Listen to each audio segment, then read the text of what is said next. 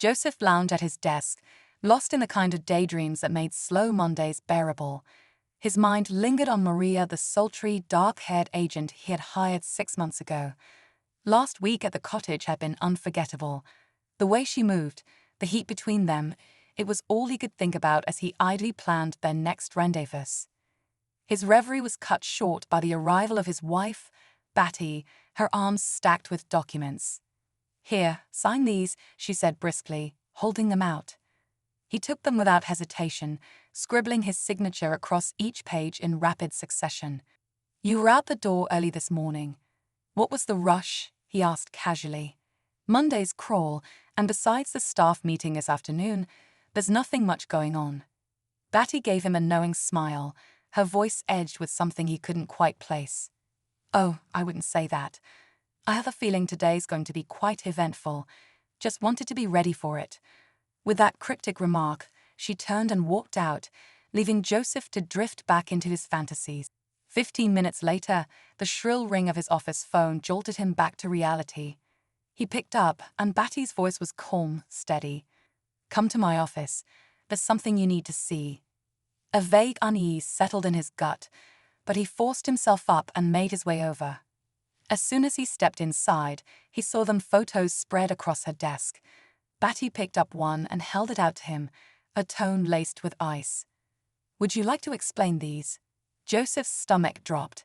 His own face stared back at him from the glossy images him and Maria, tangled in last week's indulgences at the cottage. His pulse pounded, a flush creeping up his neck as he set the photos down. Batty, unfazed, picked them back up and sifted through them. "Interesting," she mused. "In this one, you're wearing Maria's black bra. What kind of games were you playing?"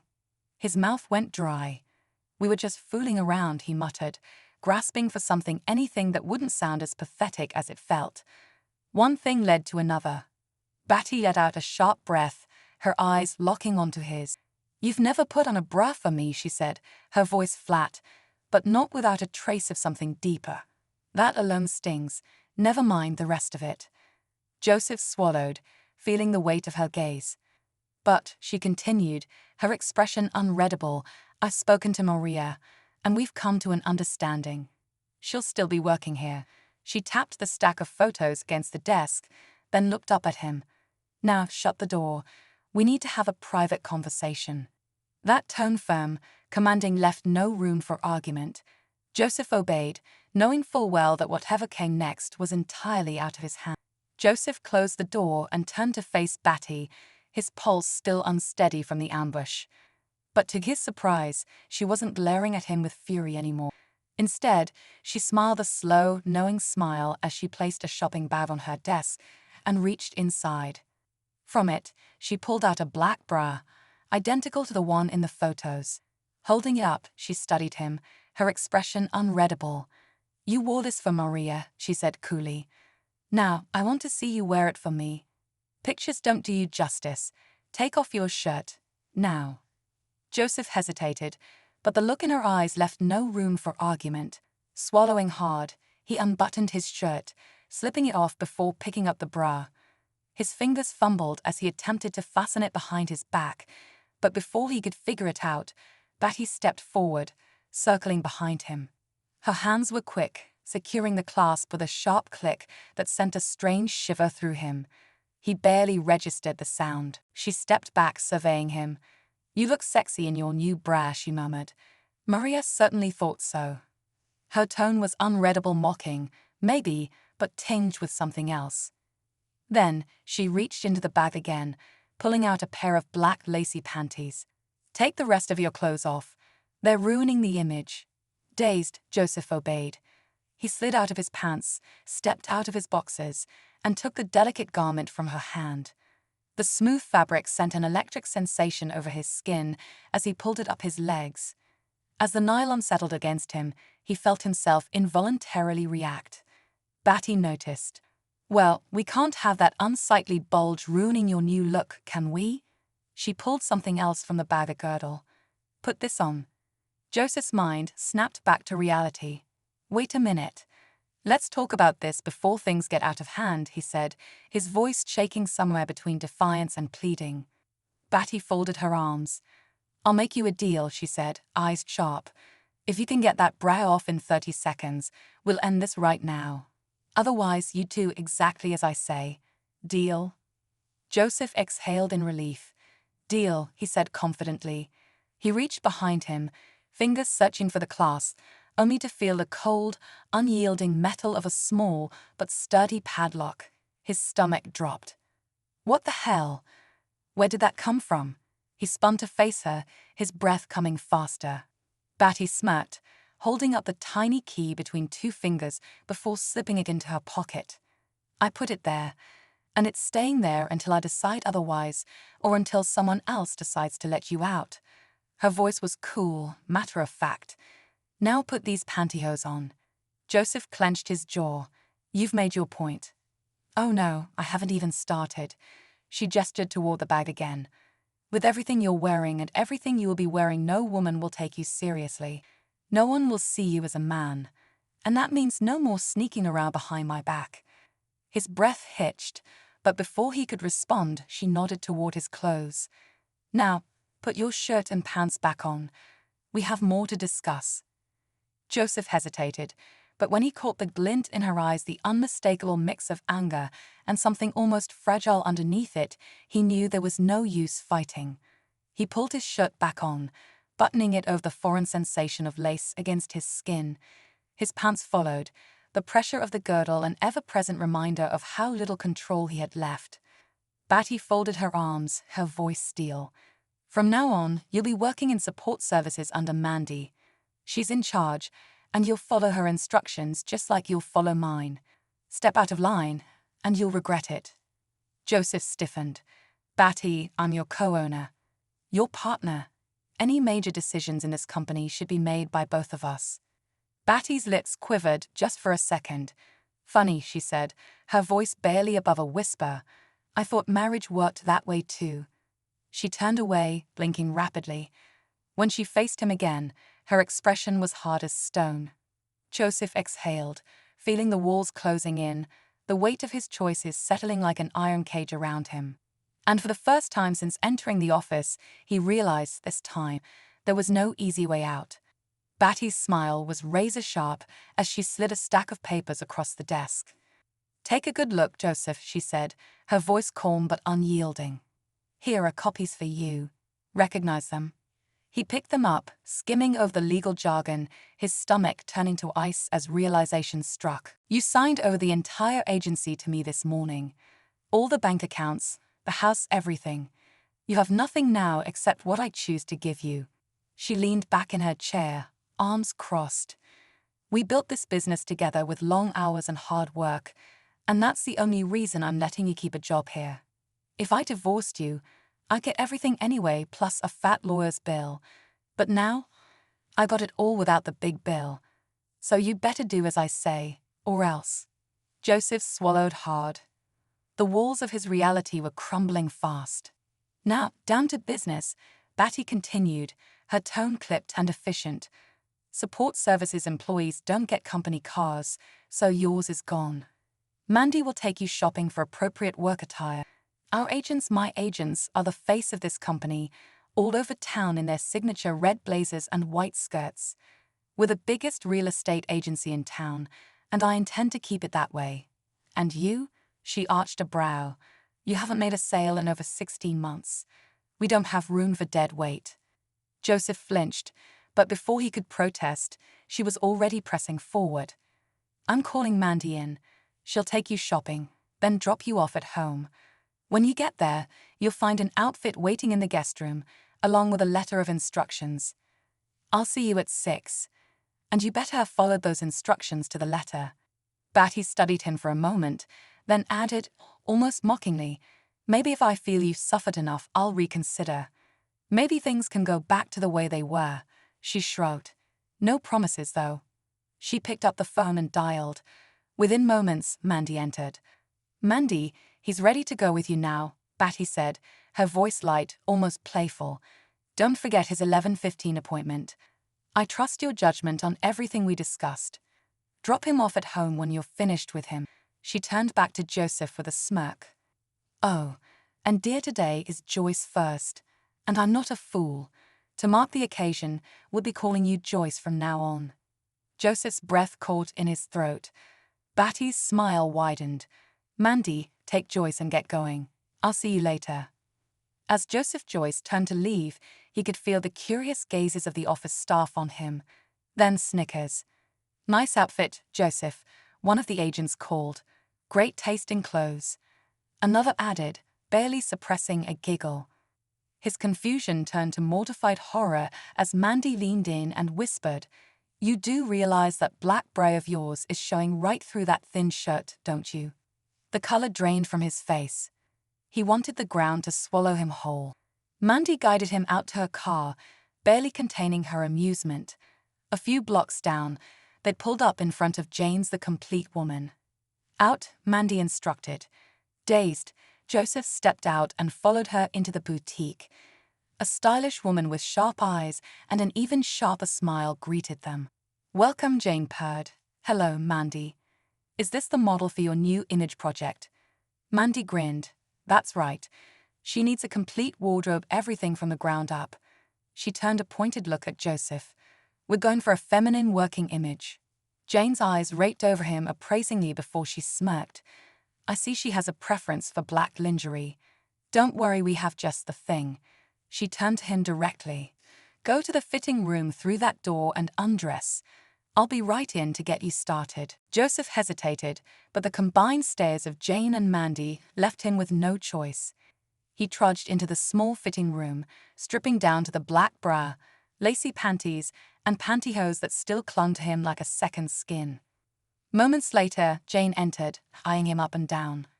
"I said undress," she said, hands on her hips. "That means everything." Humiliated, Joseph peeled off the pantyhose and panties, standing there in nothing but the locked bra. He let out a shaky breath. "I can't get the bra off," he admitted, his voice barely above a whisper. "My wife locked it on." Jane's grin widened. "Oh, darling," she crooned, shaking her head. "Then I guess we're going to have to work around that, won't we?" Mandy stepped into the fitting room, pulling a small key from her purse. With a faint asterisk click asterisk, she unlocked the bra and unhooked it for him. "Much better," she said with a smirk, "but don't get too comfortable." Jane was already holding out the next garment, an elegant black corset. "Put this on," she instructed, her voice firm but almost playful. Joseph/Joyce slid the corset around his torso, and Jane stepped behind him, threading the laces through the eyelets with practiced efficiency. "This is the latest in corsetry technology," she explained to Mandy as she tightened the laces.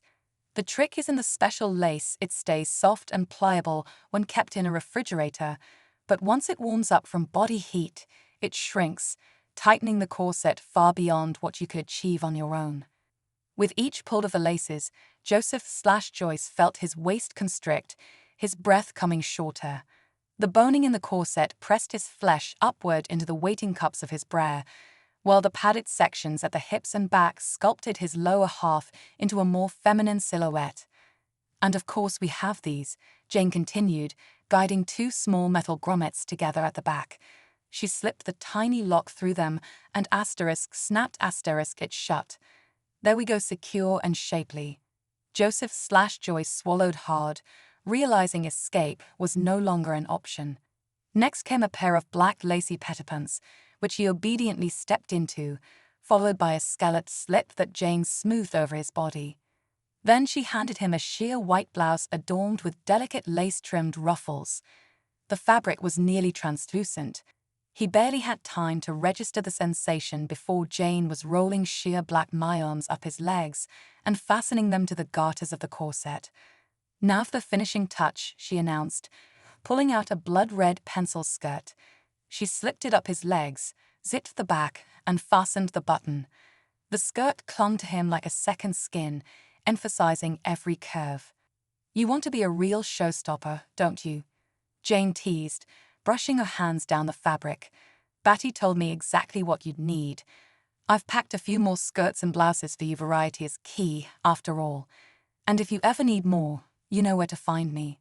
Joseph/Joyce barely had time to process it all before she gestured him toward the shoe section. Jane measured his foot, then disappeared into the stockroom, returning with several boxes. "First, let's try these," she said, slipping a pair of white heels onto his feet. The heels were 4 inches high, daunting, but not impossible. He wobbled awkwardly as he took a few hesitant steps. "Are they too tight?" Jane asked. "No," he admitted, regaining his balance, "but they're really hard to walk in. Don't you have something with a lower heel?" Jane chuckled. "Oh, we do." But Batty was very clear about what you needed. She pulled out another box. "Now try these." The red heels were even taller, 5 inches. He swallowed hard as Jane guided them onto his feet. Walking was even more precarious this time, each step feeling like a battle against gravity. Mandy, clearly amused, stepped in. "Joyce is going to need matching purses, as well as some jewelry, necklaces, bracelets, the works." Jane led them to the accessories section, selecting several elegant pieces. Among them was a delicate slave bracelet, which she fastened snugly around Joseph/Joyce's ankle. "For a proper touch of elegance," she said with a wink. Next came purses, 2 red, 2 white. Jane let him choose one of each. Mandy checked the time. "We need to get going. Joyce has an appointment we can't be late for. Make sure you send Batty an itemized bill for everything." "Of course," Jane replied. Then, as if remembering something, she glanced at Joseph/Joyce's wrist. "Wait, one more thing." With a swift motion, she slid the men's watch off his arm and replaced it with a delicate, jewel-encrusted timepiece from the display. "This one's on me," she said, smiling. "Consider it a welcome gift. Be sure to come back. Joyce. The new name still sent a shiver down his spine. As they stepped outside, Joseph/Joyce moved stiffly, each step restricted by the tight skirt and sky-high heels. The sensation of the silk slit gliding over the nylon against his skin sent an unfamiliar, electric awareness through him. When he eased into the car, he instinctively slid his hand under the skirt to adjust the stockings. Mandy smirked as she started the engine. "Getting comfortable already?" He flushed, snapping his hand back into his lap. A few minutes later, they'd pulled up in front of today's fashion's beauty parlor. Joseph/Joyce's stomach turned to ice. Inside, Mandy spoke briefly with the receptionist, who then motioned toward the center of the salon. "Right this way." Joseph/Joyce hesitated. "Don't keep them waiting," Mandy murmured, nudging him forward. A stylist approached, her smile warm but knowing. "Hi, I'm Erica," she introduced herself. "Batty already told me everything that needs to be done." She patted the chair. "Relax, it won't be so bad." Joseph/Joyce felt his heart hammer against his ribs. Erica's gaze softened. "When we're done, I'll teach you how to maintain your wig, and I'll go over all the makeup essentials with you: what to use, how to apply it, and the best ways to enhance your features." She tilted her head slightly. "Any questions before we start?" Joseph/Joyce's cheeks burned. He exhaled shakily, staring at his own reflection in the mirror. "No," he murmured.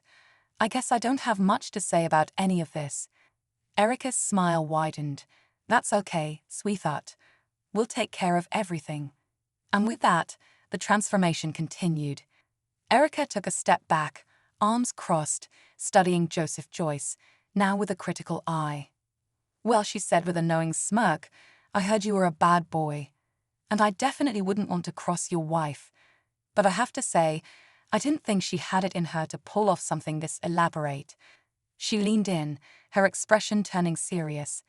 "I'm going to do my best to make you look as feminine as possible. If you carry yourself the right way, keep your posture graceful, and don't let yourself get too flustered, no one will even question what they see." Joseph swallowed, the growing tightness of the corset making his breath feel shallow. Erica got to work, her hands expertly shaping and shading his face. As she applied layers of foundation, blush, and eye makeup, she murmured tips on contouring, blending, and the proper way to highlight his cheekbones. Just as she was finishing, another beautician appeared and took his hand, filing and buffing his nails before carefully painting them in a deep, glossy red, an exact match for his skirt. By the time she was finished, his nails extended nearly 3/4 of an inch past his fingertips. She set the bottle of nail enamel next to the ever-growing collection of cosmetics on the tray. Joseph flexed his fingers, the extra length making even that small movement feel foreign. "Now, for the hair," Erica said, pulling out a wig of voluminous, curly chestnut mane that gleamed under the salon lights. When she placed it over his head and adjusted the fit, soft curls cascaded past his shoulders, flowing down his back. She gave a satisfied nod. "That suits you. But just in case, Batty also asked for this." She reached for another wig, this one a sleek, high-quality blonde with straight strands that framed the face elegantly.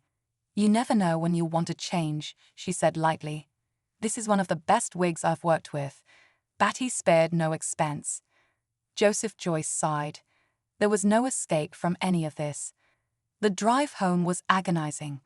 Every movement reminded him of his transformation, the tight corset restricting his breath, the unfamiliar sway of his hips in the snug skirt, the biting pinch of the heels. Even the silky brush of the slip against his nylons sent a strange, unnerving awareness through him. When Mandy pulled up to the house, she helped him carry the packages inside. He led her to the guest room, and the moment he stepped in, his breath caught. The room was unrecognizable. Soft pink covered the walls, and the decor was unabashedly feminine. A canopy bed stood in the center, delicate lace draping its sides. On the bed lay a neatly pressed maid's uniform, its crisp black and white fabric an unmistakable symbol of servitude. Mandy, unfazed, began hanging his new wardrobe in the closet, leaving the protective plastic covers intact.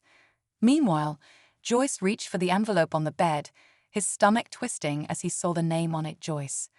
With trembling hands, he opened it. "Dear Joyce, here is your new uniform. With it comes all the responsibilities that go with the role. Last month, I asked you if we should hire a maid. You told me we didn't need one. Thank you. Now, I won't have to fire anyone. You will be the maid I always knew we needed. I don't expect you to be a good maid. I expect you to be an excellent maid. By the time I get home at 5:30, I want this house spotless clean, sparkling, and in perfect order. I expect you to perform all duties expected of a maid, and I expect you to do them right. With your uniform, you'll find a pair of breast enhancers. Mandy will assist you in placing them properly. Do not forget to thank her for all she has done for you today. See you at 5:30. Batty." Joyce's hands shook as he finished reading. Mandy turned to him, arms folded.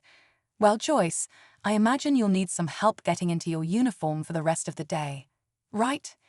He nodded, his voice barely above a whisper. "Yes, I'd appreciate it." Then, almost desperately, he added, "Do you think Batty will change her mind about all of this? Could you help me convince her that I'm truly sorry?" Mandy studied him, tilting her head slightly. The Joseph she knew had always been confident, maybe even a bit arrogant.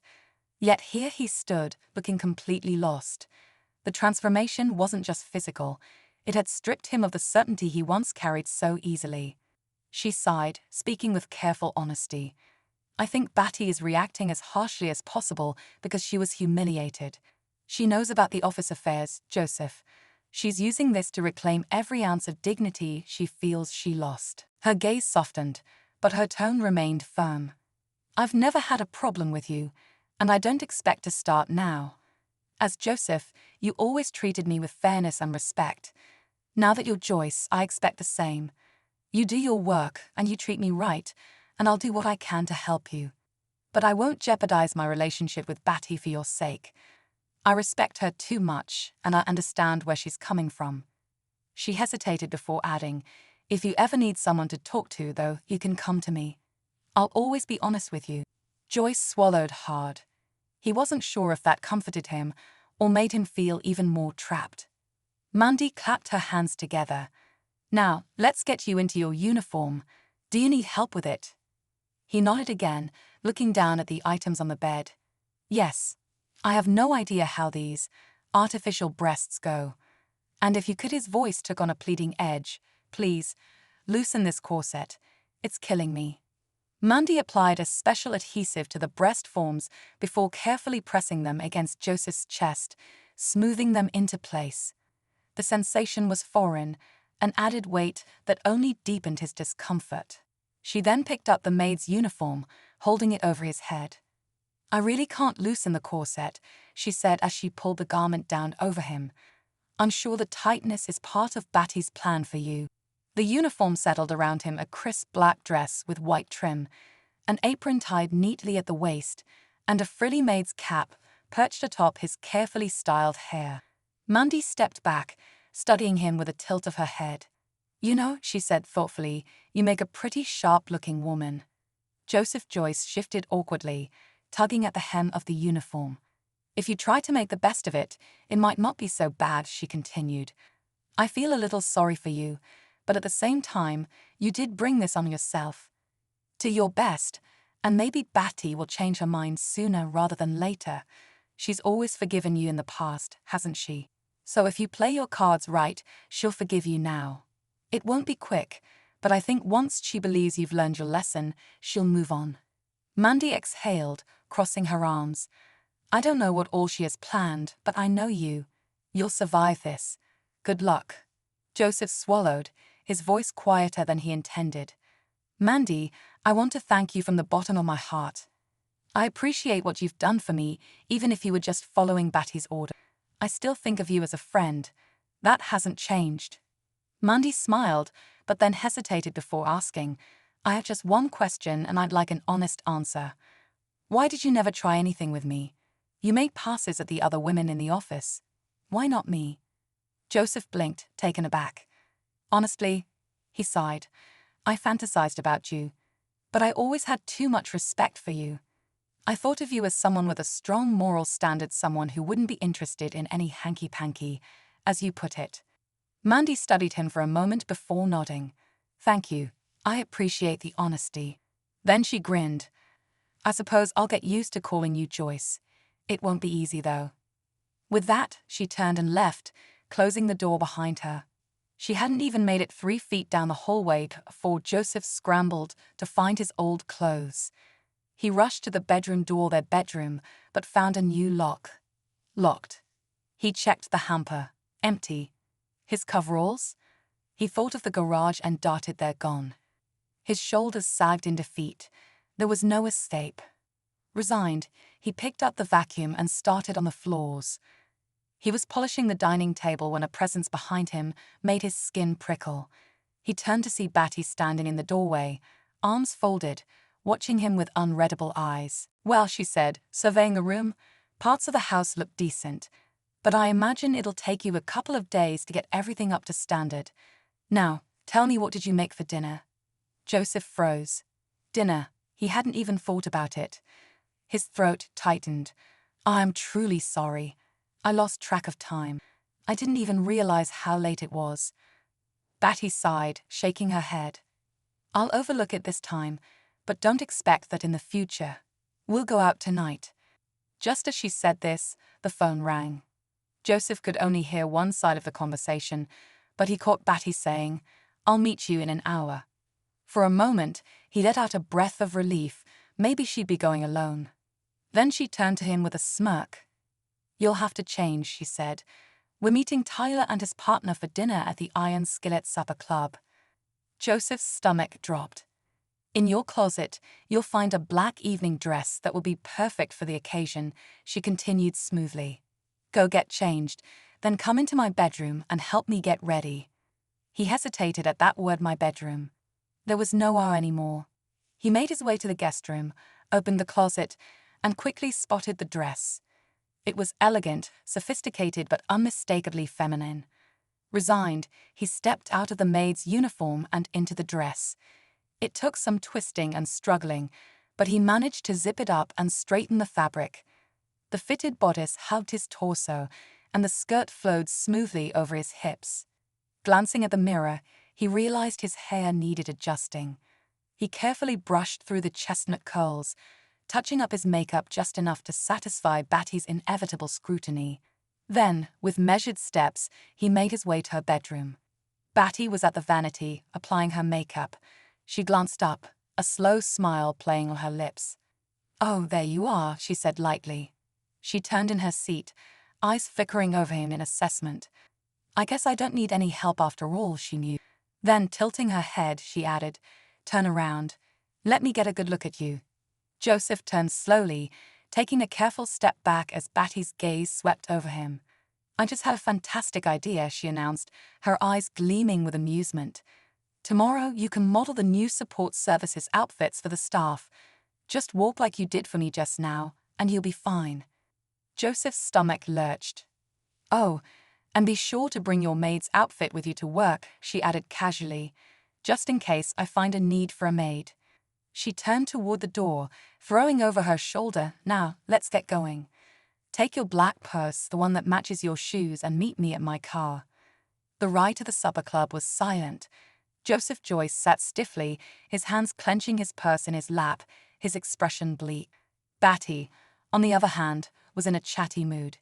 "You know," she mused, glancing at him, "you look very feminine in that dress. In fact, you might actually look better as a woman than as a man."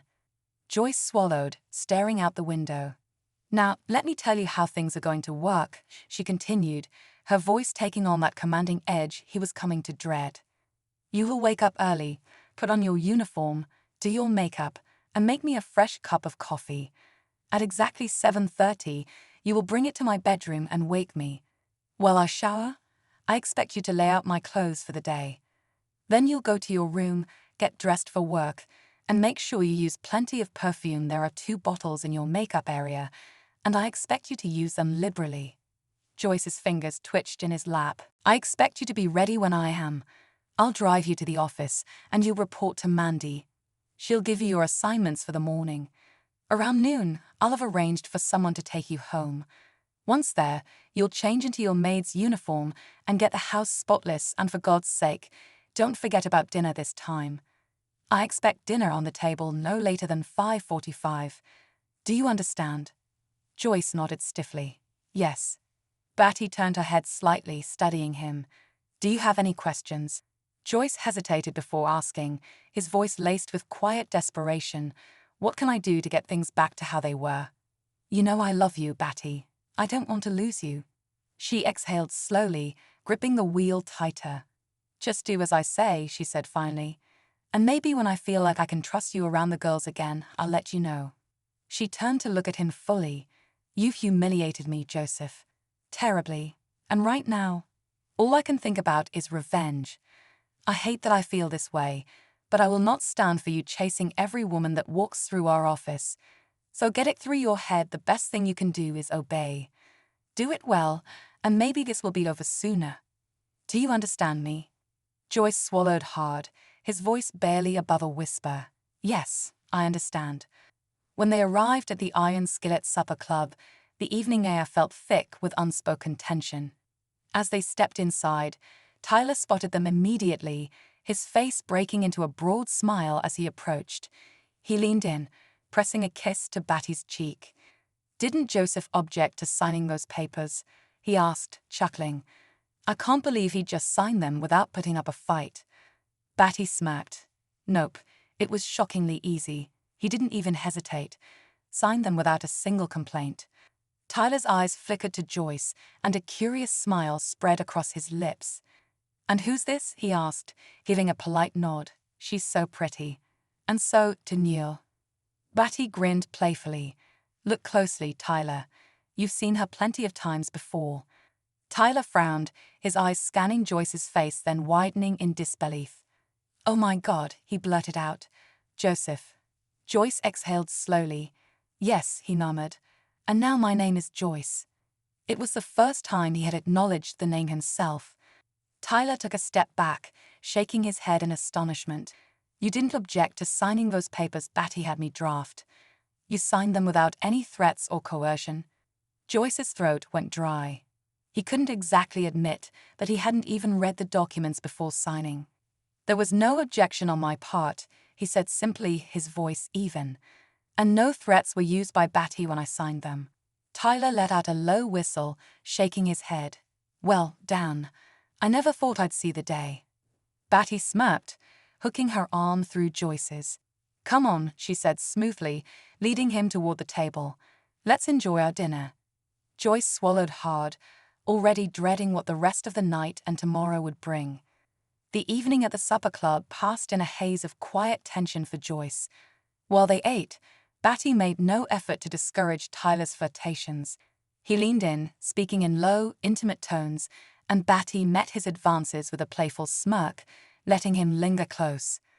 Joyce sat there, stomach twisted in knots, knowing full well that this was part of Batty's revenge, but that didn't make it any easier to watch. As they finished their meal and prepared to leave, Tyler took things a step further. He pulled Batty in and kissed her full on the lips. Joyce's breath caught. When he pulled away, Tyler grinned, running a finger along Batty's cheek. "So, how about a date? You free sometime soon?" Batty smirked, clearly enjoying the power she held in this moment. "I probably will be soon, but right now, I have too much on my plate between work and home to even think about going out." She tilted her head, giving Tyler a teasing look. "But when I am ready, well, let's just say I'll probably be so pent up that the whole date might have to take place in the bedroom." Tyler let out a low chuckle. "Well, wait till you see my bedroom. It has everything you could imagine. It could be a sex palace if you want it to be. Just say the word." Joyce stood there, his expression betraying every ounce of jealousy coursing through him. Deep down, he knew Batty was putting on a show to hurt him, to make him feel exactly what she had felt when he had betrayed her. But that didn't lessen the sting one bit. The car ride home was quiet, but Batty wasn't done twisting the knife. "You know," she mused, keeping her eyes on the road, "maybe a date with Tyler wouldn't be so bad. Since you're such an expert on cheating, maybe you could give me some pointers." Joyce clenched his fists in his lap. "Batty, how many times do I have to say I'm sorry? It won't happen again. What can I do to prove that to you?" Batty's grip on the wheel tightened, her tone suddenly sharp. "Joyce, when I'm done with you, you'll tremble at the thought of ever cheating on me again." Joyce swallowed hard. "I already told you what I expect," she continued coldly. "Now live with it." When they entered the house, Batty didn't waste any time. "Go get undressed," she ordered. "I'll meet you in the bathroom." "Now hurry." Joyce did as he was told, heading to the bathroom, where Batty was already waiting. Without a word, she produced the key and unlocked his corset, finally freeing him from its crushing embrace. The sudden relief of pressure made his body shudder, and, as if reacting to the sheer sensation of freedom, his manhood stirred. Batty noticed immediately and let out a short, cold laugh. "Forget any ideas you have about using that," she said icily. "You'll get to use it when I'm ready for you. And that may be a very long time, if ever." Her smirk widened as she watched his arousal deflate. Satisfied, she picked up a canister of depilatory foam and sprayed it over his body, covering him from neck to toe. Joyce shivered as the substance tingled against his skin, but he remained still, unsure of what to expect. 15 minutes later, she motioned for him to step into the shower. As the warm water cascaded over his body, he watched in horrified fascination as every trace of hair, every last strand from his neck down washed away, swirling down the drain. When he was done, Batty handed him a towel, instructing him to wait while she left the room. She returned moments later with a fresh corset and a wit gleam in her eye. "This lace," she said, threading the corset, came with a little tip from Jane. Joyce's stomach sank. "The ones kept in the refrigerator, they shrink as they warm up. But guess what?" She pulled the laces tighter, making him wince. "If you freeze them first, they shrink even more as they heat up." She yanked the laces again, pulling them to the absolute limit. Joyce gasped, feeling the corset constrict even tighter than before. "Couldn't you loosen it just a little?" he pleaded. "It's unbearable." Batty smirked. "No, it's fine. But you are going to feel it getting tighter throughout the night. Now, go put on one of your nightgowns and meet me in the living room." Joyce staggered to his room, still struggling to breathe. He rummaged through his wardrobe, finally settling on a long violet lace nightgown. Slipping it on, he hesitated before heading back, each step feeling foreign in his new skin. As he entered the living room, Batty looked up from her book and frowned. Go back, she snapped. Put on the matching slippers. Do you think I went to all this trouble for you to half follow instructions? Everything in your wardrobe matches, and I expect you to wear it properly. Joyce turned on his heel and returned to his room. His eyes widened. There, lined neatly on the floor of his closet, was an array of high-heeled slippers, one for every outfit, and not a single one was shorter than 6 inches. He sighed in frustration, reaching for the violet pair. Balancing carefully, he made his way back to the living room, his steps slow and uncertain. Batty looked up and smiled. That's better. She set her book aside. Now, make me a drink. Use a tray, the ones above the refrigerator. She chuckled. With your added height, you shouldn't have any trouble reaching them. Joyce swallowed his frustration and did as he was told, walking as steadily as he could in the towering slippers. When he returned with the drink, Batty took it with a smirk. Good girl, she said mockingly. Then, taking a slow sip, she leaned back in her chair. You better get to bed, she said smoothly.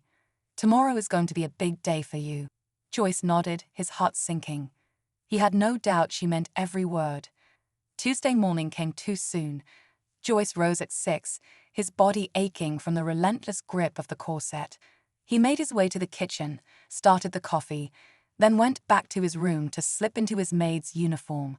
He moved on to his makeup, taking his time, and was surprised to see that he was improving his eyeliner sharper, his lips precisely defined.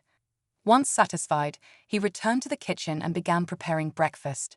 The scent of bacon and eggs filled the air as he buttered toast and poured steaming cups of coffee. By 7:10, everything was ready. He turned his attention to preparing Batty's breakfast, making sure each item was plated perfectly. By 7:28, he was carrying the tray to her room. Good morning, dear.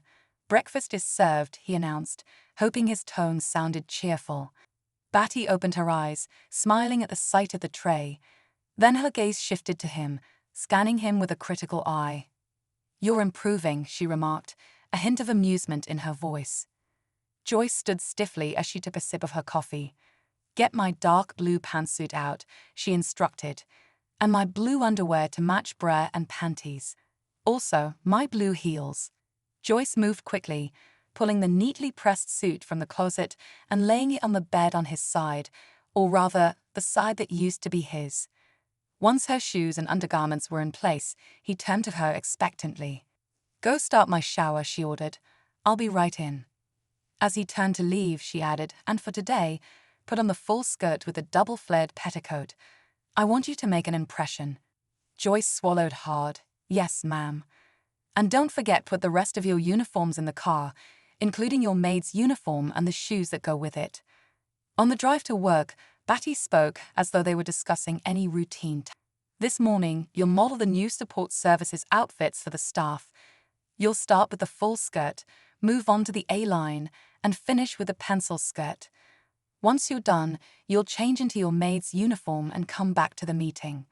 Afterward, Mandy will tell you what your duties are for the rest of the morning. Joyce remained silent, dreading what lay ahead. At the office, Batty headed straight for her own space while Joyce sought out Mandy. There was still 30 minutes until the staff meeting. I don't have anything special for you right now, Mandy said. You can help the girls with their work unless you have something else in mind. Joyce hesitated. Actually, I've had a software program for a while now, one that could make the agents' jobs easier.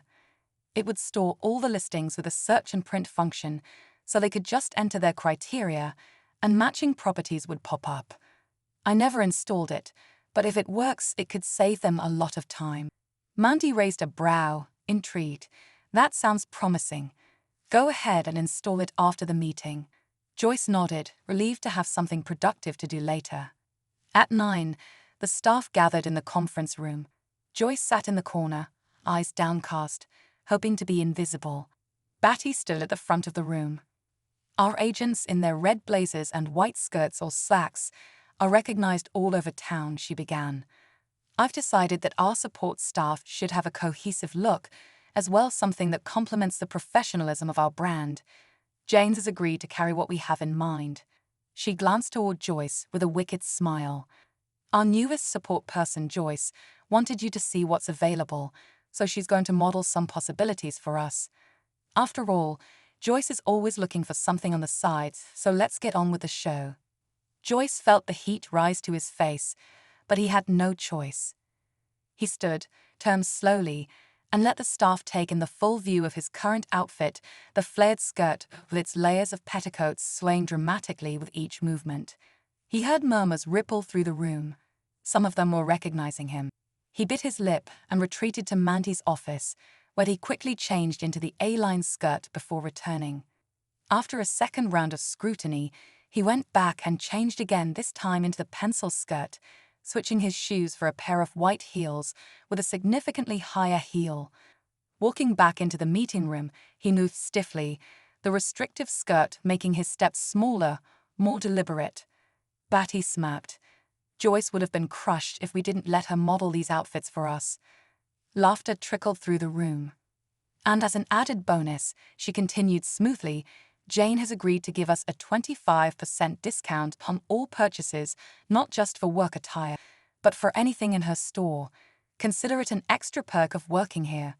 We'll review the arrangement in 6 months, but until then enjoy the benefits. Polite applause followed. Batty clapped her hands. And let's give Joyce a special round of applause for her modeling help. The room filled with clapping. Joyce's face burned as he hurried out, back to Mandy's office, to change into the last outfit, his maid's uniform. When he returned, he stepped just inside the conference room door and stood there waiting. Joyce stood frozen as Batty addressed the room with her latest announcement, his stomach twisting into knots.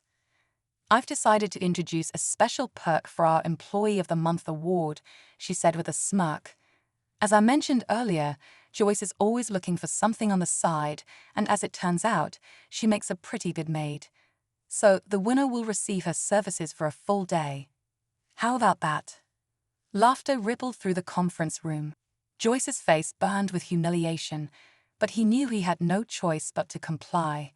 He walked stiffly up to Batty's desk, turned slowly so everyone could see the maid's uniform in full detail, and then quickly retreated as the meeting came to a close. Back in Mandy's office, he shed the humiliating outfit and slipped into the pencil skirt and white blouse, trying to push the morning's events out of his mind. He focused on his task, installing the software and preparing to enter the listings, anything to distract himself. After about an hour, Mandy entered, peering over his shoulder. How's it going? She asked. Fine, Joyce replied, keeping his voice neutral. I'm just about done installing the program, and I'm ready to start entering all the listings. Mandy raised a brow. All of them? Yes, Joyce nodded, and that's going to take a while, at least 2 full days, probably part of a third. Too bad I'm only here half days. It'll take until sometime next week, but I don't mind. Batty wants me at home in the afternoons. His voice was quiet, resigned. Mandy sighed, watching him for a moment before nodding. I'll talk to Batty. See if I can get you for full days. She turned and headed for Batty's office. After explaining Joyce's workload, Batty waved a dismissive hand. If you want him for full days, he's yours, she said with a smirk. Mandy nodded in thanks and turned to leave when Batty stopped her. Send Joyce in to see me, she instructed. Joyce entered Batty's office, his hands clasped in front of him. Well, Joyce, Batty began, leaning back in her chair, Mandy tells me she can use you all day for the next few days. I told her that was fine. Joyce swallowed. He had expected this. But, Batty continued, her eyes narrowing, I still expect you to handle all the housework when we get home. The laundry, the cleaning, the ironing, all of it. No shirking either. Do you understand? Joyce lowered his head. Yes, I understand. Good. Batty picked up her purse. Now, do you have money for lunch? Joyce blinked, caught off guard. No, I hadn't even thought about that. I'll just skip lunch. I could stand to lose a few pounds anyway. Batty shook her head. No, you need to keep up your strength, though you may also need the break. Here's $20, she said, handing it to him. And just so you know, it's coming out of your paycheck. And since I'm paying you minimum wage, you won't have much left. Joyce's stomach dropped, but he bit back any protest. I pay what you're worth, Batty continued, her voice cool. And until I see what that is, you're getting the standard secretary's rate. Joyce nodded, gripping the $20 bill and quickly retreating back to his project. At noon, Mandy invited him to lunch, leading him to a small, no-frills eatery favored by secretaries and office workers. The food was simple, the prices low. Joyce ate in silence, feeling strange in this new role, just another office worker, blending in with the rest. It was a small relief, being somewhere no one knew his past. The afternoon passed quickly, and for the first time in days, Joyce felt a sense of normalcy as he worked. When quitting time came, he was surprised at how fast the hours had flown by. The illusion of normalcy shattered the moment he got into the car with Batty. "I think the windows could use a good cleaning when we get home," she announced casually. Joyce suppressed a sigh, staring out the window. They picked up a quick meal from a drive-thru, and when they arrived home, Batty allowed him to eat before shooing him off to his next task. By the time he finished the windows, darkness had fallen. His arms ached, his back protested, but there was no time to rest. Batty met him at the door. "Take a shower, shave, and get into your bedclothes. Then join me in the living room." Joyce nodded, heading straight to the bathroom. The hot water soothed his tired muscles, but the sight of his reflection only reminded him of how much he had changed. His body was hairless, his waist constricted, his features softened by makeup and delicate curls. He dried off, slipped into a fresh nightgown, this time a pale pink, one with lace trim, and hesitantly stepped into the living room. Batty looked up from the couch, her gaze sharp. "I don't know what kind of deal you worked out with Mandy," she said, her voice laced with warning, "but you better have something to show for it by the end of the week, or there's going to be big trouble." Joyce swallowed hard, lowering his eyes. "Yes, ma'am." Batty smirked, leaning back. "Good. Now go to bed. You've got another long day ahead of you." Joyce turned, retreating to his room. He crawled under the covers, his corset digging into his ribs as he tried to find a comfortable position. For the first time, he truly understood. This wasn't just about punishment. This was about control. And he had no choice but to endure it. As Wednesday unfolded, Joyce found himself trapped in a now familiar routine. Work at the office in the morning, housework in the evening, except this time, Batty had added scrubbing the kitchen and bathroom floors on his hands and knees. As he worked on the bathroom tiles, Batty suddenly appeared in the doorway, arms crossed, her lips curling into an amused smirk. "You look real good like that," she mused. "Maybe I should find some more things for you to do on your hands and knees. The office floors could definitely use some attention. Maybe this weekend you can scrub and wax them too." Joyce shuddered but simply nodded, knowing any protest would be pointless. By Thursday afternoon, he had finally finished entering the last of the property listings into the system. With a deep breath, he ran a test search, and even he was impressed with the results. The program was smooth, efficient, and far better than he had anticipated. It was, without a doubt, worth every penny he had spent developing it. Excited, he called Mandy into his workspace.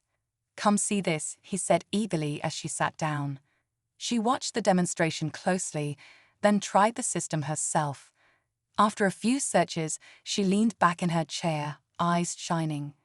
"Is this installed on all the computers here? Can anyone use it? Is it really this simple?" "Yes to all of the above," Joyce replied with quiet pride. Just then Lillian, the firm's most senior agent, entered, requesting some listings for a client.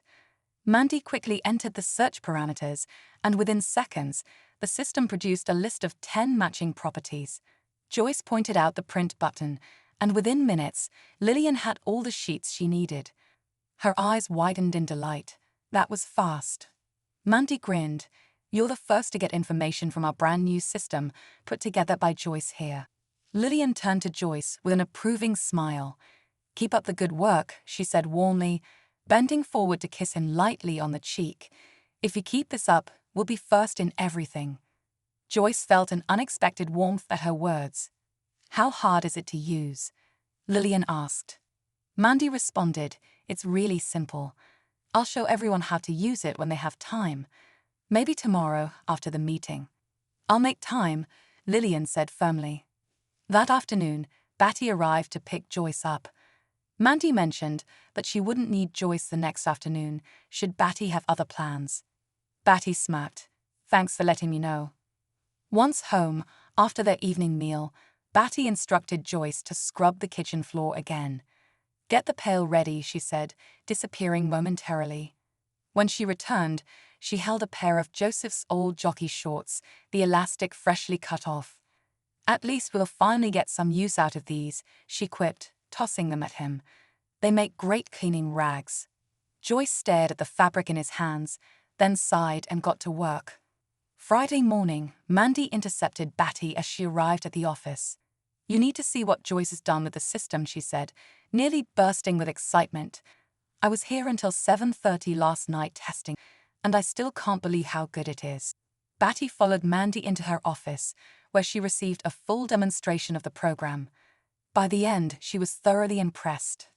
They decided on the spot to announce the system at the staff meeting. The meeting ran smoothly, with eager faces all around. Once Mandy finished presenting the program, the agents grouped up to practice on different computers. The excitement in the room was palpable. Batty observed, taking in the reactions. Joyce had done this. 2 hours later, everyone was buzzing about the software, still gushing over how much time it would save them. At noon, Batty turned to Joyce. Go get your things, we're going home. As Joyce gathered his purse, Batty quietly told Mandy, close up when you're done today. I won't be back this afternoon. Once they were home, Batty's tone softened. Go take a shower, she said. Remove the breasts, then come to my bedroom after you've dried off. Joyce hesitated, but then nodded. The warm water was refreshing, though seeing his chest without the breast forms made him feel oddly incomplete. Still, he toweled off and with hesitant steps made his way to Batty's room. When he entered, Batty looked up at him with a thoughtful expression. It's been quite a week, she murmured. I need a little diversion. She stood, moving toward him. You've been really good this week, she whispered. You accepted your punishment well. But right now, I need Joseph. Joyce's breath hitched. Then, without another word, he pulled her into his arms, pressing his lips to hers, his hands running over her body in a way that felt familiar, not controlled, not forced, just them. They made love the way they used to. Afterward, tangled in the sheets, Batty ran her fingers lazily over his chest. I love you, she whispered. You can go back to being Joseph now. Joyce, no. Joseph stared at her. Really? She nodded. But don't ever forget, there will be no next time. Stay true to me and to our marriage vows. I won't tolerate anything else. Joseph swallowed, his throat thick with emotion. I love you. And I swear there won't be a next time.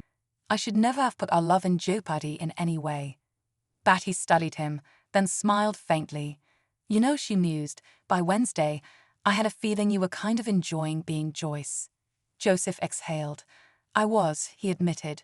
And yesterday, when Lillian kissed my cheek, it felt like acceptance more than I ever got as Joseph. Are you saying, no more Joyce? Batty brushed a hand over his face. The punishment is over. Joyce can be gone. Joseph hesitated. What about the Employee of the Month prize? The whole serving a staff member for a day thing. Batty smirked. I'll hire a professional maid service as a substitute. But you did promise them Joyce's services, Joseph countered playfully. Batty narrowed her eyes. Are you saying, you want to keep being Joyce? He sighed, thinking it over. I was more relaxed after a while, and the staff actually treated me better as Joyce than they ever did as Joseph. I kind of enjoyed the warm remarks about the program, the genuine thanks from everyone. I wouldn't mind staying Joyce for a while, if I don't have to wear that corset and those ridiculous high heels. Batty laughed. As long as you're Joseph when I want you to be, I don't care. Then she grinned. Oh, and by the way, those papers you signed, I never actually filed them. You're still my partner in the firm, and all your accounts are still yours. But for the future, read what you're signing, okay? Joseph let out a breath of relief, then laughed. Lesson learned. Batty sat up and stretched. Now, go put on a dress and some reasonable heels. I'm going shopping with my new best girlfriend, Joyce. Joseph blinked. We might as well take advantage of that 25% discount at Jane's, Batty teased. New shoes, new dresses, whatever catches your eye. She winked. In clothes, that is. And with that, Joyce happily made a return.